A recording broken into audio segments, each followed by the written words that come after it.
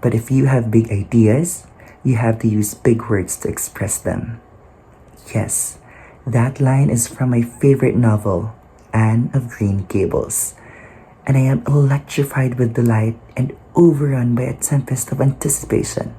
Or basically, all I wanted to say is that I'm excited because tomorrow, my friends and I will have a podcast about, again, my favorite novel, Anne of Green Gables.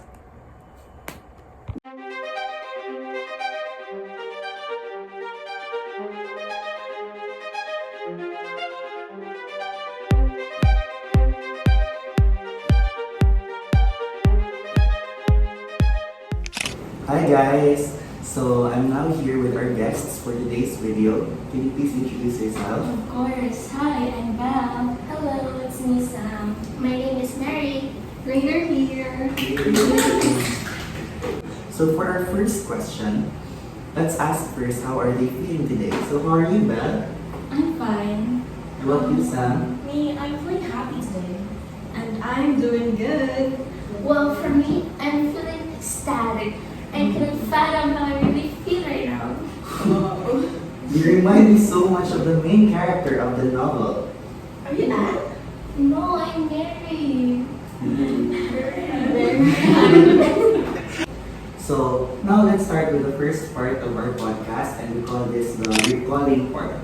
So let's first recall some unforgettable or relatable moments from the novel that deeply resonated with your experiences. Who would like to go first?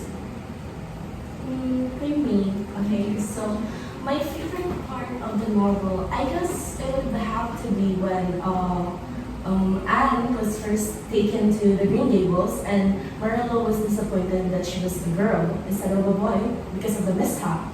Because I can see that Anne's world really fell apart there because she thought she was finally getting to be happy in life because she was getting adopted, but in that part, like, because of the mishap, they didn't really want a girl, so it disappoints me.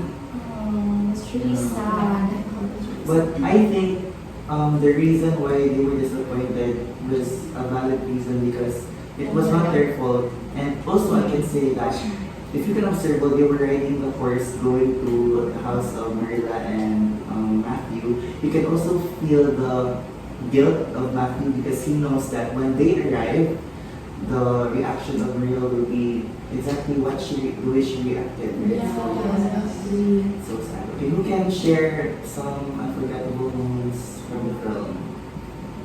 Well, me, my favorite moment would be when they took the entrance exam at Queens. Like, they really prepared for it. Like, us, like, we prepared for daycare at SENU, and I felt like I resonate so much with that moment. And happily they passed, all of them passed, and Matthew and Gilbert, like, they tied for the first place. And it was really a momentous moment for all of them, all of their friends. How about you, Bella? On which part of the movie can you say that you can relate to this, or oh, this is so memorable, this is unforgettable? I think it's the scene where like Matthew died because I never it's because Matthew was the first one to accept Anne, right? Like at first Marilla, like, She was hesitant. Yes. Also, Matthew really loved her. yes, like her own daughter.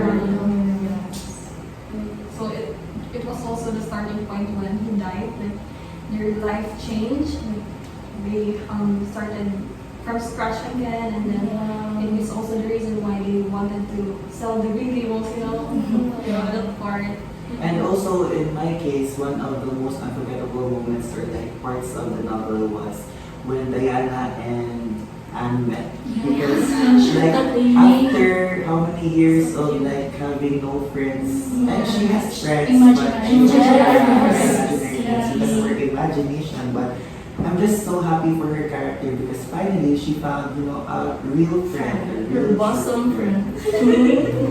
Kindred spirit. So speaking of friends, currently, can you say that in your college life, have you found your true or real friends? Yes, of So I think that's enough for the recalling part. I can really say that we can really remember some important details of the novel. So now let's proceed to the second part of our podcast, and we call this the observation, or like observe what did we observe when we were reading the novel. So first, let's talk about the characters. So my first question is, who is or are your favorite character or characters among all the characters in the novel? For me, it would be Matthew because Yes. his silent love for Anne. I can like relate to that because my father really really his love for me is like in a silent way, more on services, and yeah, that's it. We have the same favorite character because like I can relate to it also because I'm an orphan and I think that Matthew was like my ideal father and like I can really makakuanjit ko kay I'm adopted and that the father who adopted me was like loving me like his own Jude, so I could say that Matthew was kind of reminded me of him. Since you guys talked about Matthew already, one of the characters that I consider my favorite was actually Marilla, because I'm a mother's boy and a lola's boy, and while I was reading the novel, I can really appreciate the efforts of Marilla, though at first, of course, she was disappointed, she was hesitant if she would really accept Anne inside her house, but the way that she's very good when it comes to the household chores, she's very clean when it comes to the house. I can really say that she reminded me of both my mother and my Lola. Oh, it's the same for me because I was raised by my grandma. So actually, she's like the same as Marilla. She's very strict and like she doesn't want me to like mess up stuff. And I really can relate because even though she's really very tough, she loves me and the way that Marilla loves Anne. How about you? Well, for me, my favorite would be Diana. Yeah, that's Anne's best friend, because she really accepted Anne also. Like when they first met, like they really had a connection, and she accepted how imaginative Anne is. Like she would like make sabay with Anne when they play, and then even though Anne like makes up words na very hard to intindi, like Diana is really like there to understand and she's really also playful, very smart kid, and very diligent to her mother and her family also. But I don't really understand why no one mentioned Gilbert Blythe. He was such yeah, but I think it's his way to get attention of fans. He was such an ideal guy. Okay, so this question comes from a perspective of a boy, and speaking of like Gilbert Blythe, personally, like in your own standards, can you say that like the personalities or the traits of Gilbert Blythe in the novel, can you really say that he's a standard for you, or do you have a different preference when it comes to guys, or is he near your standard or your preference? Well, for me, Gilbert is smart. Yeah, I like smart guys, so I really admire Gilbert because wow, and he topped the exam, and also though he's kind of a bully at first because he tried to pull Anne's hair and called it carrots. Actually helped Anne when Anne was in trouble, and tried to like approach Anne, ask for forgiveness and such. As I can say that he's really a good boy. He's just kind of playful. Also, when he gave way for Anne, when he applied for teaching in Avonlea, it was really hard to. It's heartwarming because it's really hard to sacrifice one thing that it really means to you. How about Lisa? Yeah. How about I you? guess we have the same idea. So you like smart guys. Smart guys. Yes. So we already talked about some important characters, but I think we're missing one. It's what's your opinion about Miss Rachel Lynn? Oh my god. think you have something I to love say. her. I love her. I think it's the mere fact that there's so many in our society. Yeah. Nowadays, like it's giving chismosa, and I think we all can relate. We do chismis. Everyone does chismis, but she's very outspoken. Like when she first met Anne, she called her like skinny. She's really But Anne's honest. response was very satisfying. And then she had the audacity to call Anne impolite. Like, Yeah. But then she turned out loving her also. Yeah. You can also see the development of her character already in the entire novel. Who else? Or What about Anne? How would you like Anne? the main character. okay, so this is going to be, like a tough question, but simple but tough question. Yeah, Do you yeah. like Anne as a character? Like the main character, the reason why there is, this novel. Well, Anne's kind of, yeah, she's interesting. I think that's the perfect word. She's really interesting. She's That's why interesting. Matthew accepted her because she's interesting. Yeah, but sometimes her imaginations, it's just too much. Too much. Also, like, medyo inis with Ania. Like, when she, what do you call that? Like, na siya mga kumuha doon, mga mapalpak, di ba? Yeah. And it would cause so much Yeah. trouble. But we can't blame her because there's no one in her again. Wala niya raise niya. She was an orphan, right? Yeah, and we can't blame her because again, she's still a child. And as a child, we should allow her to, explore things, and we should not expect her to be perfect. Yeah. So like, for me, if I'm going to answer my own question, like it's 50-50 because again, we already talked about the bad side and she's too imaginative. She tends to like sometimes, it's not the reality anymore. It's okay to like imagine because it makes you creative, but if it's too much, like it could also create trouble, not just for herself but for the people around her. But when I read, the entire novel, you can also see the development. And you also need to understand because she is a child, but she's a child who went through so much already at a very young age. So for me, I really can't hate Anne, Yeah. but at the same time, she's not my favorite character. Let's just put it that way. Okay, who else? What about Miss Josephine Barry? Okay. That's Diana's aunt who loved Anne because Anne is, chatty, talkative, Interesting. But Miss Barry is actually she did not marry or she's a older. She In in Bisaya. Bisaya, It's dagang buwang. So like most of her life is like she call it boring or she's very strict, very traditional. Like, She was even happy when Anne came to her house Yes. because her house became brighter. and green colors. Yeah, I really like her because she forgave Anne also and Anne asked sorry. Yeah, she's really and I can say that she'd make a good mother if Anne was in her house. Oh, Yeah, yeah. she even mentioned that like if she had adopted someone, then she would want it to be like Anne. So like those are the characters, those were the reasons why we have a novel already. Like they move the story basically.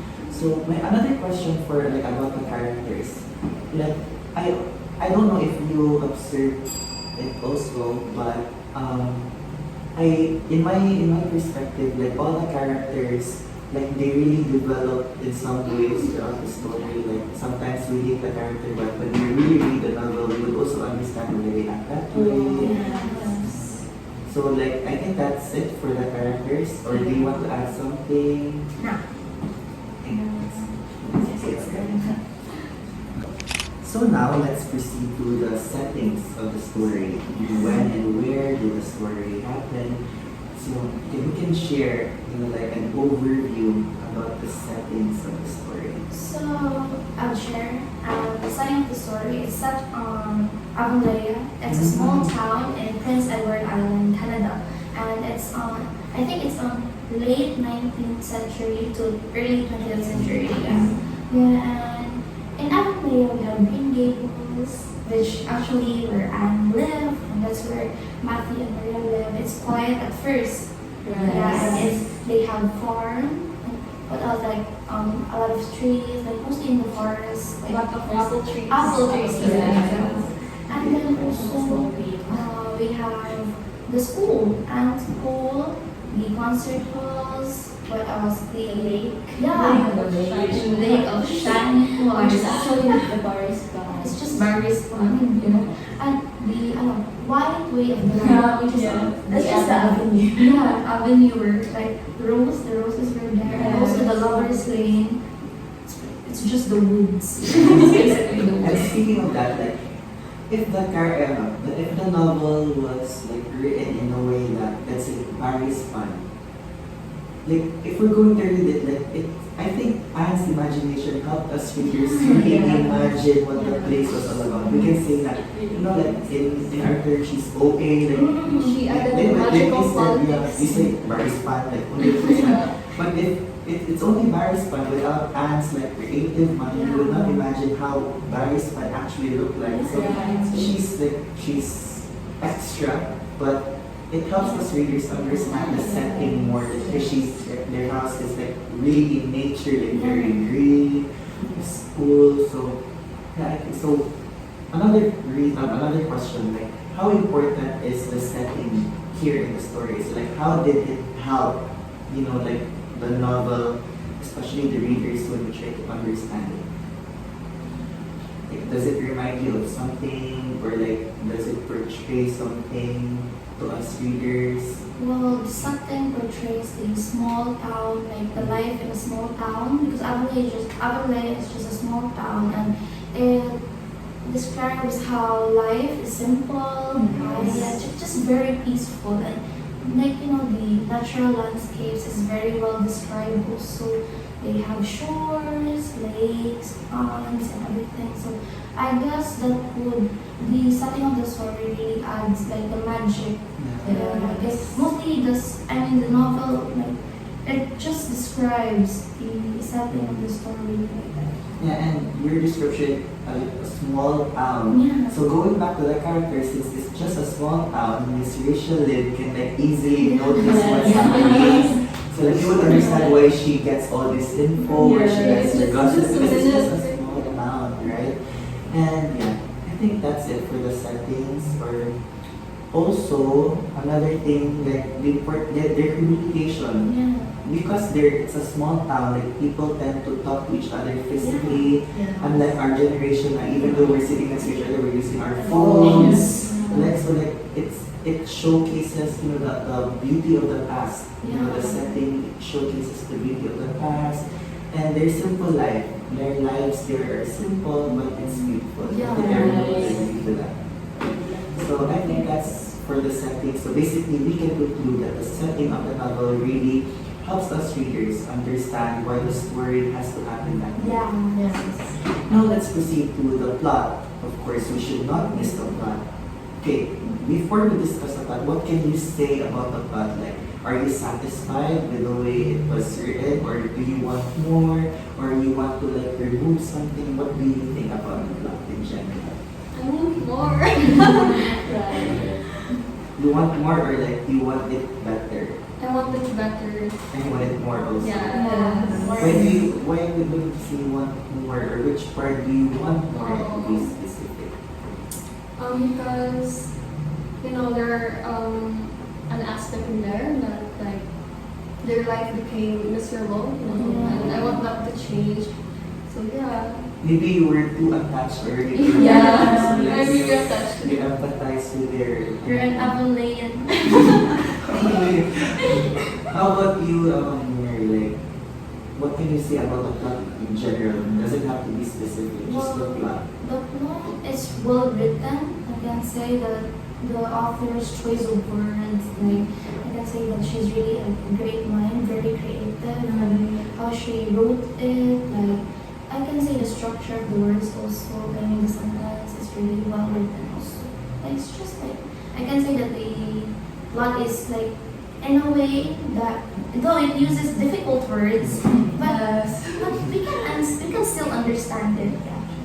Speaking of, like, I would just like to add to what she said. Like, speaking of the plot, like, for me, the plot serves as, like, a tool for the author to, like, express, because Anne is just a character. Anne will not be a character without the author. So meaning the author thinks like Anne. Right? Like, I think that's the beauty of the plot. Like, she made use of the novel to really Express herself herself. through Anne, through the plot. Right? Like, she's poetic, she's creative. So like, that's just like my idea of how important the plot is in this novel. How about you, Sam? I think the plot is really good, but I think the end is kind of unsatisfying because you can see the development show, but the end is just like it's very gut wrenching and everything bad happened in the end. So that's not satisfied by the end. And so to add more to that, I want more like using master. I want to see Anne pursue her dreams and like live comfortably. No problem staying right.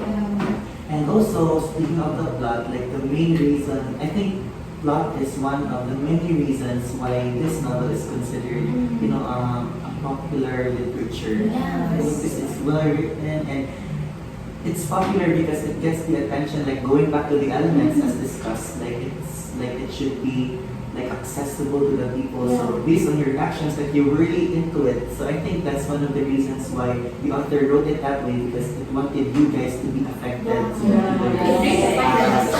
So that's the reason why we're doing this, because of popular literature and because of the.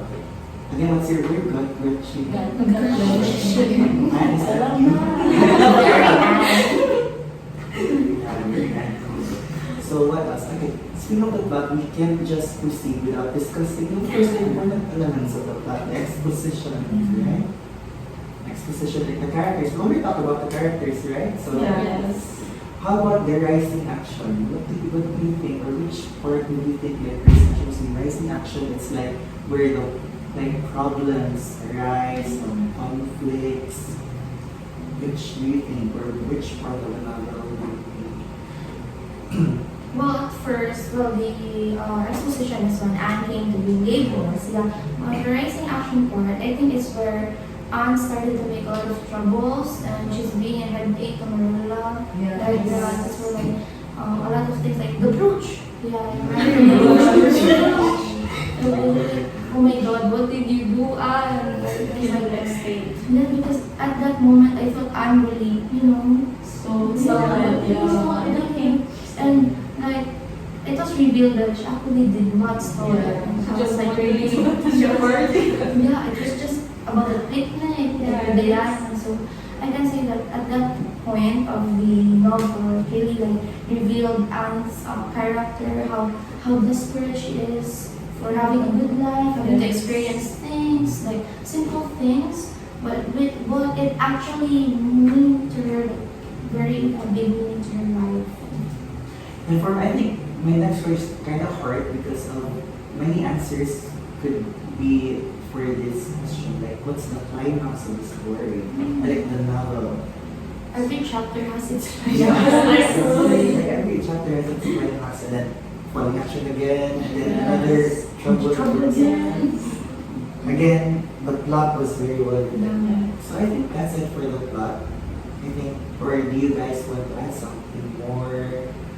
Details about the plot, or I think that's enough already. How about the ending part of the plot? That's where Matthew died, right? Yes. So I guess that part of the plot is really like, it serves as like, not all stories like, Deserves a happy ending. But that story deserves a happy ending. But okay, I think question: if the story has its happy ending, do you think like us readers will be very into it? I think the main reason why it's not happening it creates like so much noise. No, it deserves to end this way. Actually, it's like bait. If it ended happily, then we would not react this way, or it's not going to be very popular during that time. So I think that's enough for the plot already. So I think it's time for us to proceed to the next part. So now let's proceed to the third part of our podcast, and this is the interpretation part. Interpreting. So for the interpreting, the most important question to ask is, how does this novel become a popular literature? What were the factors to consider for us to like, okay, this is a popular literature? Isn't it because of its immediate success? Because it got like 19,000 views in the first 5 months. 19,000? Yeah, in the first 5 months. And it even got a Netflix adaptation, so it's really big. It's pretty popular. Yeah. I think that's right. Popular, like, again, what's the number? 19,000. In just 5 months. It's actually a lot. Yeah. It was, again, accessible to the readers. Yeah. What do you think? Another reason. Well, actually, like it became popular because of the storytelling. How it is historical, the descriptions is very vivid, and also it has humor in it. Yeah. Because you can laugh about it, and also it contains a lot of life lessons. Yeah. So it became really popular. Life lessons in different aspects. A life lesson of a daughter, not a daughter, but daughter in general. Also like a mother, even though she's not a real mother, a father, a normal citizen, Mrs. Rachel, right? Like, and then also like as a friend, Yes, also doing a lot of yeah. things. So like the storytelling opens a lot of things for the readers. So again, that's why it's popular literature. Okay, another reason. I think there are a lot of lists for reasons, but I think it would be the resonant themes.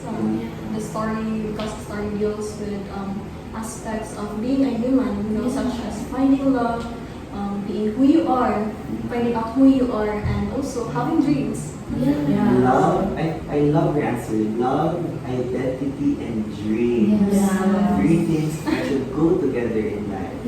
Very good. Again, love, identity, and dreams. Okay, I think it's very important for us to like comprehensively discuss like love. Yeah. In the novel, like it showcases different types of love. It's not just romantic. Not just romantic. Yeah. Gilbert, when we say romantic, which part do we say romantic? Like the part of? No, but I think it's not romantic, it's more platonic. Yes. But love from a mother, a father, Familial. a daughter, a friend, so like a lot of factors. And then identity. Identity in a way like the novel shows the development of all characters, not just all characters from a negative impression to appreciation, negative impression to appreciation of Oh, that's characters. Also, We didn't like also Marilla at first. She's really straight. What's the perfect word of like the action of Marilla? Like she wanted a boy, not a girl. Like, is it against, or is it a type of like a gender biased opinion? Or maybe they needed a boy that time? They needed it. So like, reason. and that's at first like why does she want like a boy, but when the novel progresses like they needed a boy. Yeah. She did not just want a boy, they needed a boy that time. So that's for the identity, like the development of the characters, even though we hate them at first, but we also learn how to love them.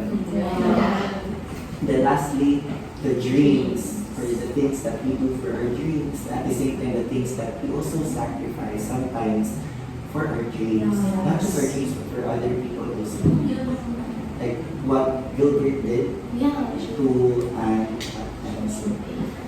okay, what's that like themes? What's your adjective? Like resonant themes.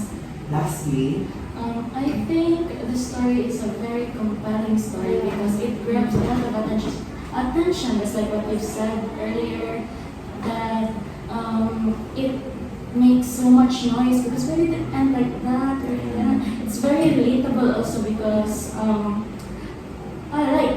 orphan, the friendship that they made all throughout the story and the progress.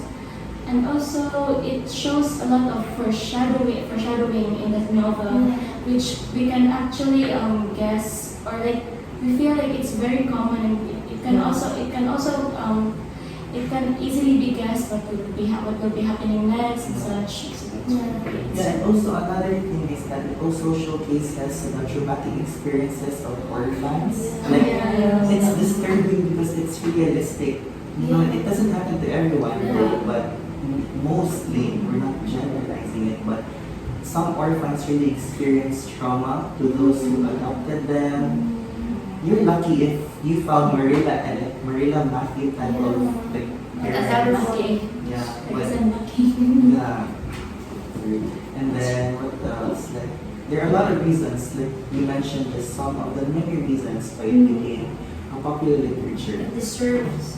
Yeah. It deserves to be. Exactly. So I think that's for our interpretation. We have different interpretations, understandings, but I think the most important thing is the things that we learn and the things that we realize. Which brings us to the last part of our podcast, and it's the application, the applying of the things that we learn, the things that we realize. So now, for the last part of our podcast, we have the application part where we share our realizations or the lessons that we've learned during and after reading the novel. So of course, the question, what are the things that we have learned or we have realized during and after reading the novel? So for me, I have realized that not all people that love you or your family are like related to you. It's actually highlighted in the story, right? That's the way Matthew and Marilla cared for Anne, even though that Anne is not their own. It was, that's actually one realization that I gained, which actually is relatable for me because, as what I said earlier, I'm an orphan and I was actually adopted by my adopted parents. I was legally adopted, and I was actually feeling a lot of love from them, even though I'm not from their own. We're not related by blood. So, For me, it would be about sacrificing. Not just like in the book when Gilbert sacrificed his position in the school for Anne, and also Anne sacrificed going to college for Marilla because of Marilla's, condition. It's really a big thing because if you really want to do something, you're very eager, and then something happens and you want to sacrifice for it. It really had this effect on me. But if you're but still, Anne and Gilbert was willing to sacrifice those, so that's a really big lesson we can gain from the story. So, like summary lang while listening to your answers, you have sometimes those people who are not related by blood are the ones who can actually let you feel the love that you deserve, and we would agree to that. Not just like adopted parents, but also like our friends. Oftentimes, like the sad reality, oftentimes we only feel love the moment we step outside the doors of our home. So it's a sad reality, but an important realization also. Like love is not just only limited within our family members. We also feel love outside. Just like Anne, Diana, teachers. They really appreciate it. And those the other, it's like the aunt of Diana. Absolutely strong. Even though they're not even related, they're not even friends. and also the age difference. The age Yeah. gap. Like, also another thing, like wisdom knows no age. Yeah. Like you can be 60 years old, but if you have no enough experiences in life, like how a little child, which is like 12, 13 years old, can even have more wisdom than you, because that person experienced more than just A like, child can still teach you something. yeah. Or basically, life is a never-ending cycle Yeah. of learning, discovering things. So that's it. And I also love your answer, the sacrifice. Sacrifice. Again, going back to Sir Ruiz, sacrifice is not necessary, but it's inevitable. So like sacrifice the things that you're willing to sacrifice for those people question, like interesting question I just want to ask you guys. If you were Gilbert, will you do the same thing? Will you sacrifice something that, that precious for a friend? It's very hard. It's a very hard question. Thank you. But then, just a personal opinion lang. Like, it doesn't have to Personally, not. It's hard. because Gilbert worked hard for it. Yeah, so it's really hard to give something, that easy. You got something you worked hard for. How about you, Rainer? Will you do the same thing, or it depends on the friend? I think it depends on the friend. If she's really that valuable. I think if who needs it more. Yeah. How about you, Sam? Like, have you experienced it already, or luckily not yet, or hopefully no, not yet. No, not. I don't think so. I think it would be the same as Rainer. Like, if I really value a friend, then I would sacrifice. Like, lastly, like for Val, will you sacrifice? I think I'd go with Vader. You would know. Yeah. It's not a bad thing. It's Yeah, not it's bad. I don't think it's selfish because Gilbert worked hard for them. And also, Gilbert also is an orphan. Is that them? Yeah. So I also think he also needs help. Yeah. Maybe he's just, loved Anne very much, or maybe she likes Anne very much. He empathizes with her. Yeah. She understands her situation also. Also, how about the imagination? Like how, because Anne is really imaginative, like how can you learn from it? I think it's her imagination is a way for her to cope, especially with her really tough past. Mhm. It's very traumatic, and she said that she would rather imagine than remember.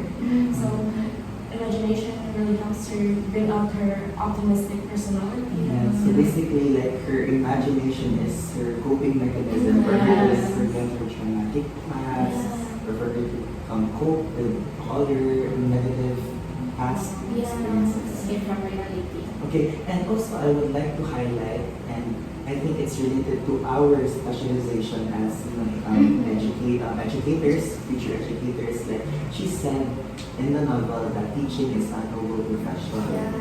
Like in that context alone, like, will you agree that teaching is a noble profession? Like yes or no? Why or why not? Just a personal opinion lang.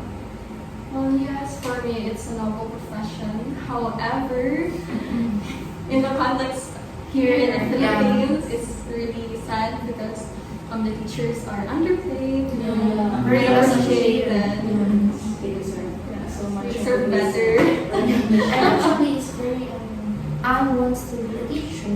She's 11 and she wants to become a teacher. But if you notice, these little kids in our generation, or it's called the Generation Alpha, when you ask them, do you want to become a teacher? They probably say no. Yeah, they have customs, they don't want to become teachers, they want to become doctors. And it's just so sad that they say teaching or being a teacher is noble.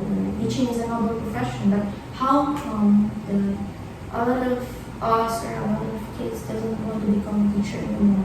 And for me, like if I were to answer my own question, I would say yes. But the external factors would really contribute for us to answer no.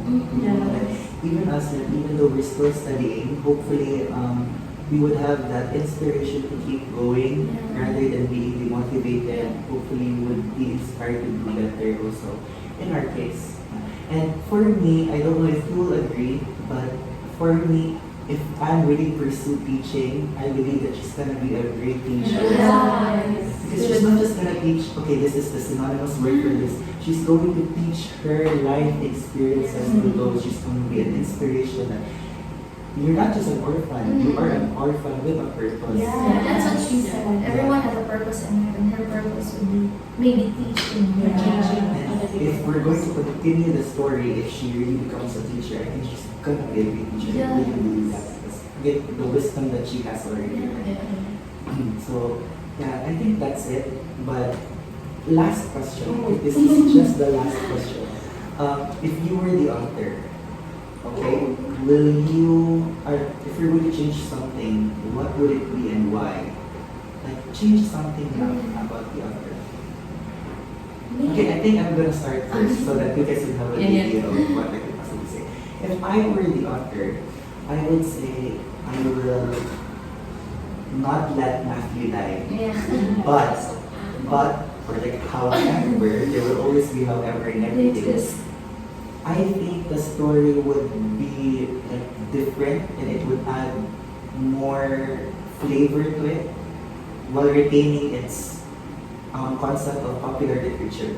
I would want to like end the life of Marilla. Yeah, end the life of Marilla, but Matthew is still alive.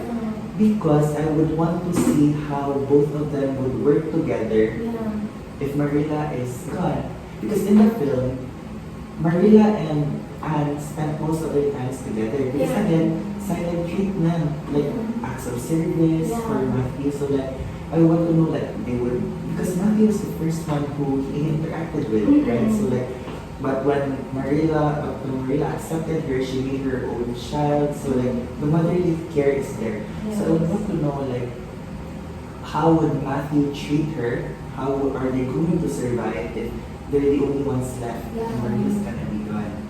So that's just me. If I were the author, that's just because in that way it would maintain its popular popular literature. Because no, I want like Marilla to be alive. So, like same height, same height, but different aspects. Because what if a mother is gone and father's gonna be there? Like, you know, it's just my own opinion. How about you guys?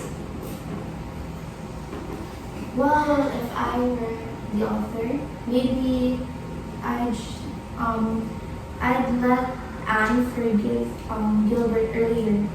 Yeah, because it's just too late. It's in the ending part now. I think the value of forgiveness should be instilled in the novel in the very first place. Though a lot of parts like in the novel, that discuss forgiveness, like Anne asking for forgiveness for the troubles that she made. But in the part of Gilbert tried to apologize for Anne, but she still didn't accept it. So I think it would be, a kind of romantic, because Anne likes romantic things. It would be romantic if she chose to forgive Gilbert earlier. So if you were the author, you would like insert the value of forgiveness in the novel before it's too late. Okay, how about you guys? So for me, as someone who's fond of a happy ending, I'd like to have my favorite novel to have a happy ending. So there's no death, just like no problem, just happy.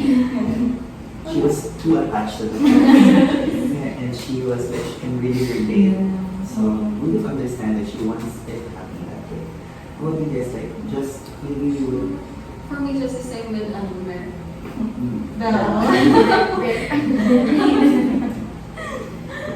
Say that you wanted to be happy. Yeah, that's something I'm doing.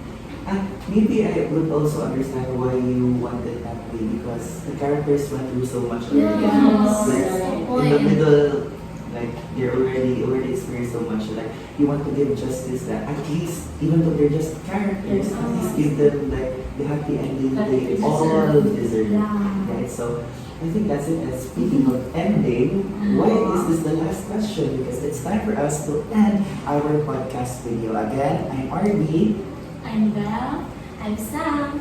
My name is Mary. I'm Rainer. And that's it for our video. Thank you so much, and we'll see you guys next time. Bye!